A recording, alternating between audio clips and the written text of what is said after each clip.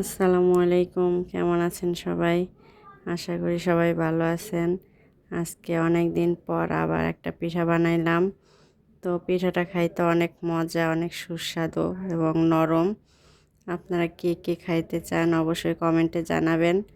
আর চাইলে আপনারাও বাসায় পিঠা বানাই দেখতে পারেন। আসলে পিঠাটা অনেক মজার। তো আপনারা কে কে পিঠা খাইতে পছন্দ করেন অবশ্যই আমাকে কমেন্টে জানাবেন।